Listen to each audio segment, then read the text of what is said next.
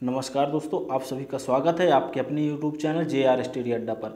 दोस्तों आज का जो टॉपिक है वह है द्रव्य के समान गुण, जनरल प्रॉपर्टीज ऑफ मैटर। दोस्तों फिजिक्स का ये चौथा अध्याय है, चौथा पार्ट है जो हम अध्यायवार आपको टेस्ट दे रहे हैं। मतलब हर टॉपिक का रोजाना हम आपको टेस्ट दे रहे हैं। किसी भी टॉपिक, कोई भी टॉपिक आपकी छूटने नहीं पाएगी। आपका रेलवे का एग्जाम होते होते हम साइंस के सारे क्वेश्चन को सॉल्व कर देंगे, क्योंकि लॉकडाउन इतना बड़ा है तो टाइम बहुत ज़्यादा है। तो आप सभी क्वेश्चन को खूब आसानी से सॉल्व करिए। और दोस्तों आपसे रिक्वेस्ट है, अभी जो चैनल पे नए हैं सबसे पहले आप चैनल को सब्सक्राइब कर लीजिए और बनी हुई बेल आइकन को दबा दीजिए, जिससे कि हर एक वीडियो आप तक नोटिफिकेशन में सबसे पहले पहुँच जाए। और दोस्तों सबसे पहले आप वीडियो को शेयर कर दीजिए ताकि और लोग भी हमसे जुड़ सकें और लोग भी इस मॉक टेस्ट का फ़ायदा उठा सकें। तो आप और लोगों को यहाँ पे ऐड करिए। तो दोस्तों इसके पहले वाले वीडियो में, इसके पहले वाले टेस्ट में हमने आपको एक क्वेश्चन दिया था। कार, उसका आंसर हम आपको बता दे रहे हैं। कार के अधिकतम मान के लिए थीटा का मान होना चाहिए। तो कितना होना चाहिए दोस्तों? थीटा का मान होना चाहिए आपका 0 अंश। कार के अधिकतम मान के लिए थीटा कोण का मान होना चाहिए 0 अंश होना चाहिए। जो ऑप्शन आपका है वह ऑप्शन ए है। तो यही होगा आपका आंसर। तो दोस्तों हम अपने क्वेश्चन की ओर बढ़ते हैं। दोस्तों उसके पहले यहाँ पे आपको बता दिया जाता है जो क्वेश्चंस हैं वो क्वेश्चन बहुत ही महत्वपूर्ण है, क्योंकि यहाँ प्रीवियस ईयर के क्वेश्चंस इंक्लूड किए गए हैं। जो भी आने वाले क्वेश्चंस हो सकते हैं, संभवतः आने वाले होंगे, उनको भी हमने लगभग सभी क्वेश्चन को हमने इंक्लूड किया है। दोस्तों इसके साथ साथ हिस्ट्री और हिंदी का भी सीरीज चालू है। तो आप सभी वीडियोस को देखते रहिए और ज़्यादा से ज़्यादा आप शेयर करिए और लोगों को बताइए, अपने दोस्तों को, कि यहाँ पे टेस्ट सीरीज है, चालू हुई है, आप यहाँ पे टेस्ट दे सकते हैं। तो दोस्तों हम अपने क्वेश्चन की ओर बढ़ते हैं और क्वेश्चन को सॉल्व करते हैं। तो दोस्तों हमारा जो पहला क्वेश्चन है, पहला क्वेश्चन हम देखते हैं। द्रव्य की आयनीकृत अवस्था है, क्या है? ठोस, द्रव, गैस, प्लाज्मा। तो कौन सी अवस्था है दोस्तों? इसको आपको कमेंट करके हमें बताना है। इसका आंसर हम नहीं बताएंगे, क्योंकि पहला क्वेश्चन जो होता है वह आपके लिए होता है, ये देखने के लिए कि आप वीडियो देख रहे हैं कि नहीं देख रहे हैं, आपने शेयर किया कि नहीं शेयर किया। तो इसका आंसर आप बताइएगा कमेंट करके क्या होगा। फिर नेक्स्ट वीडियो में, मतलब नेक्स्ट टेक्स्ट में आपको इसका आंसर बता दिया जाएगा। तो उससे पहले आप कमेंट में आप ज़रूर बता दीजिएगा। और दोस्तों आपसे रिक्वेस्ट है, वीडियो छोड़िएगा नहीं, पूरा वीडियो देखिएगा और लास्ट में आपको कमेंट करना है कि आपने कितने क्वेश्चन अटेंड किया और आपके कितने क्वेश्चन सही हो रहे हैं। तो दोस्तों नेक्स्ट क्वेश्चन देखते हैं। द्रव बूंद की संकुचित होकर न्यूनतम क्षेत्र घेरने की प्रवृत्ति का कारण होता है। श्यानता, पृष्ठ तनाव, घनत्व, वाष्प दाब। तो क्या होता है दोस्तों? पृष्ठ तनाव होता है। वर्षा की बूंदें गोली क्यों होती हैं? पृष्ठ तनाव के कारण होती हैं, ध्यान दीजिएगा। प्रत्यास्थता गुणांक का मात्रक है किलोग्राम प्रति मीटर सेकेंड, किलोग्राम प्रति मीटर सेकेंड, मीटर स्क्वायर पहले में था, kilogram metre square minus metre square second square, यहाँ पे क्या है? किलोग्राम प्रति मीटर सेकेंड स्क्वायर। तो आपका क्या हो जाएगा आंसर यहाँ पे? बी, किलोग्राम प्रति मीटर सेकेंड। अगला क्वेश्चन देखते हैं। हुक का नियम किससे संबंधित है? द्रव दाब से, प्रत्यास्थता से, रेडियोधार्मिकता से, इनमें से कोई नहीं। तो हुक का नियम किससे संबंधित है? प्रत्यास्थता से। नेक्स्ट क्वेश्चन की ओर बढ़ते हैं। जब कोई बाह्य बल ना लगा हो तब द्रव की एक छोटी बूंद की आकृति निर्धारित होती है। हमने आपको अभी बताया किसके कारण होती है? द्रव के पृष्ठ तनाव के कारण। वर्षा की बूंदें, अभी हमने आपको उदाहरण बताया था।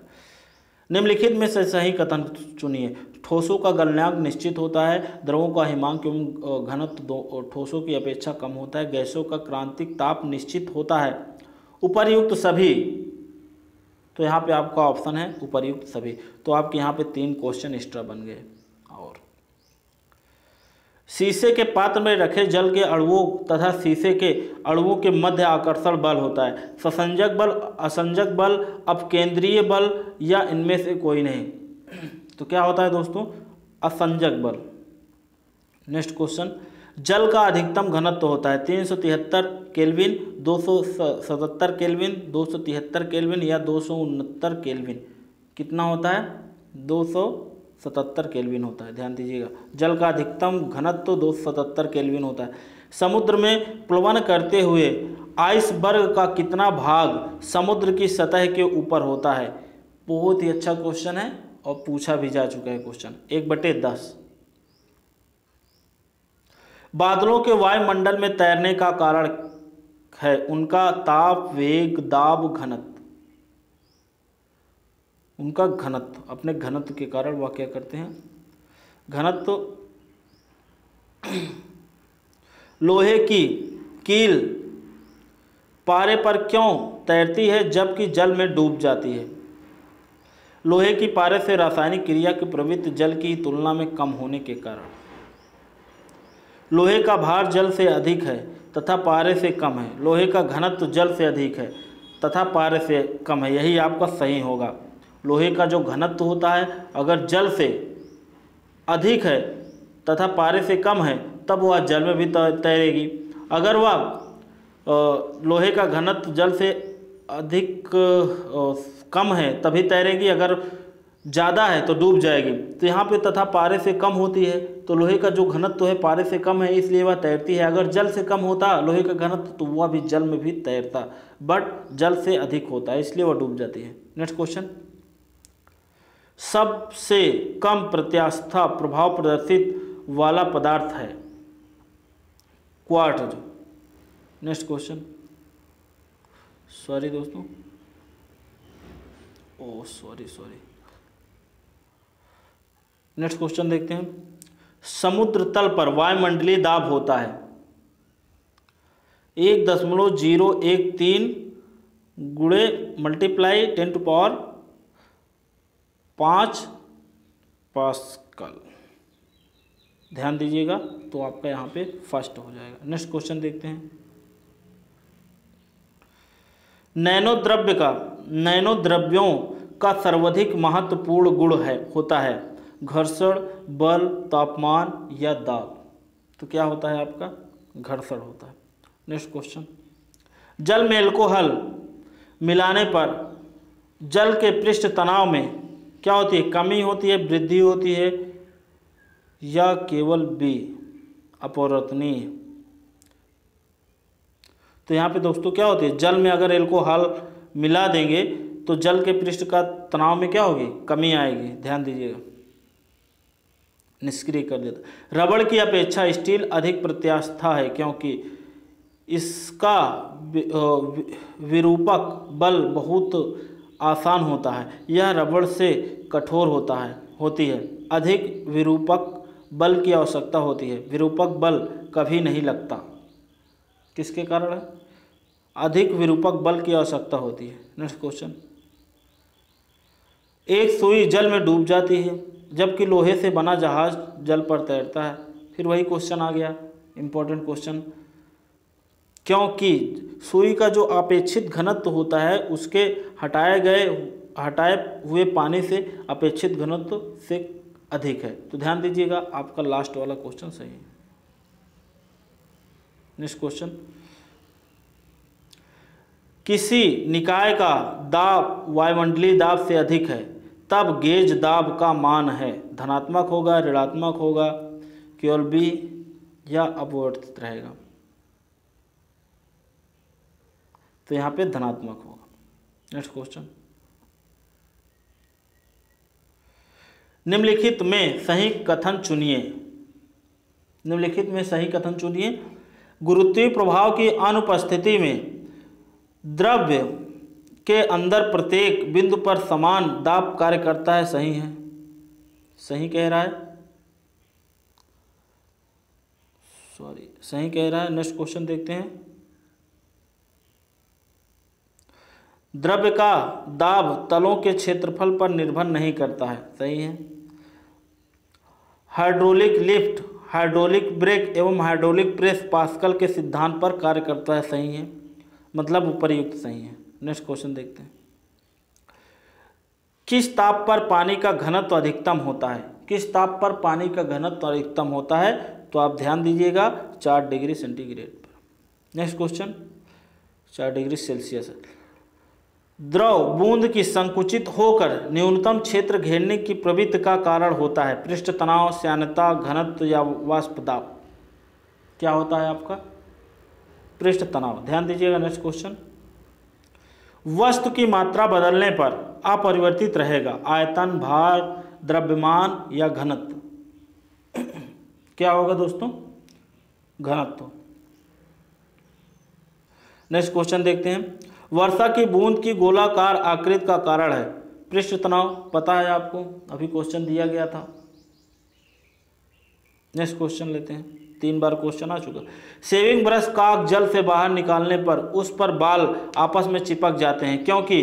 पृष्ठ तनाव, श्यानता, प्रत्यास्था, घर्षण किसके कारण होता है? तो यहाँ पे पृष्ठ तनाव के कारण होता है। Next question. बॉल पेन किस सिद्धांत पर कार्य करता है? सबसे मस्त क्वेश्चन, ये भी पूछा जा चुका है, पृष्ठ तनाव पे। ध्यान दीजिएगा। केश नली में किसी द्रव का चढ़ना या उतरना किस पर निर्भर करता है? त्रिज्या पर। किस पर निर्भर करता है? उसकी त्रिज्या पर। निम्नलिखित में से किस एक के लिए केशिका तो एकमात्र कारण नहीं है? स्याही का सोखना, ये भी केशिकात्व का कारण है। भूमिगत जल का ऊपर चढ़ना, ये भी। सूती कपड़े पर जल की बूंद का फैलना सही है, लेकिन आपका जो ऑप्शन डी है वह फॉलो नहीं करता है। पौधों की जड़ों से जल का इसके पूर्ण समूह की ओर बढ़ना, ये रॉन्ग है आपका। बाकी तीनों सही हैं। तो आप इन उदाहरण को पढ़ के आपको पता हो गया होगा कि इसमें केशिकात्व का उदाहरण है और ऑप्शन डी में नहीं है। तो आपके ये 3 क्वेश्चन और क्लियर हो जाते हैं अगर ऐसे कुछ पूछ लिया गया तो। Next question. ऑटोमोबाइल्स में जलीय ब्रेक किस सिद्धांत पर कार्य करता है? आर्किमिडीज का सिद्धांत, बर्नौली प्रमेय, पास्कल का नियम, उपयुक्त में से कोई नहीं। तो यहाँ पे आपका पास्कल का नियम होता है।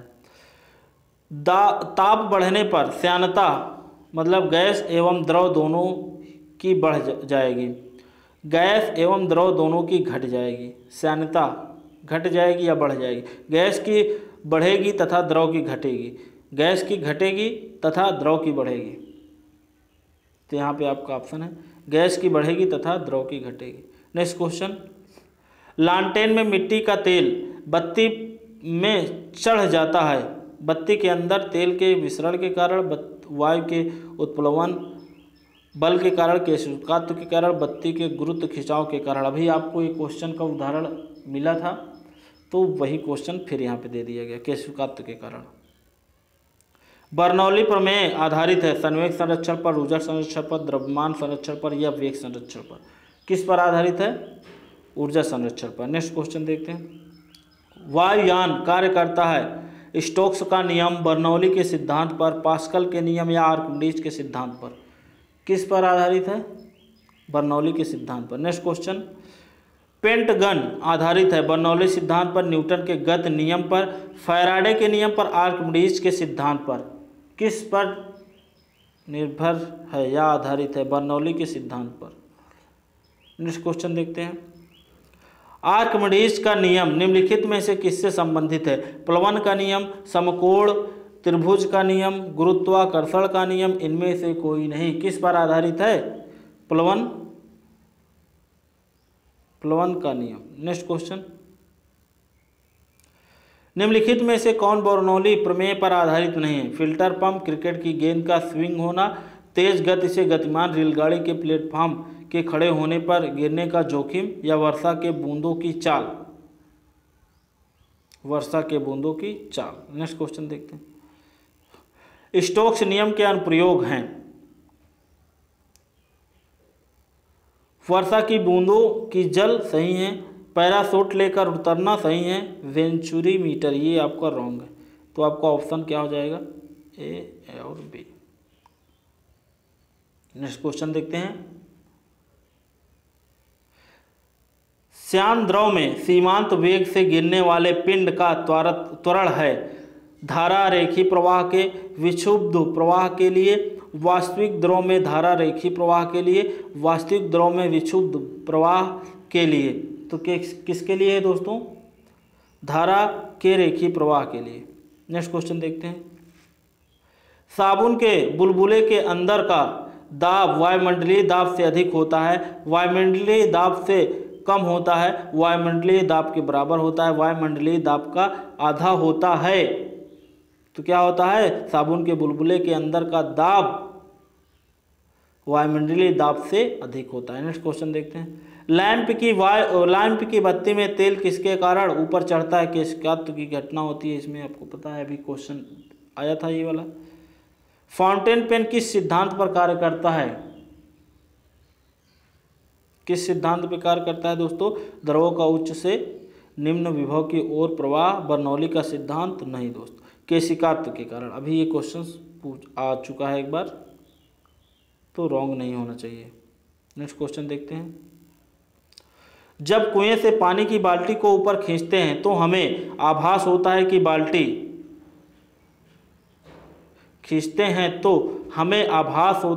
बाल्टी पानी की सतह से ऊपर भारी हो गई है, पानी की सतह से ऊपर हल्की हो गई, पानी से बाहर आकर स्थिरता खो बैठी है, पानी से बाहर आकर उसके द्रव्यमान में वृद्धि हुई है।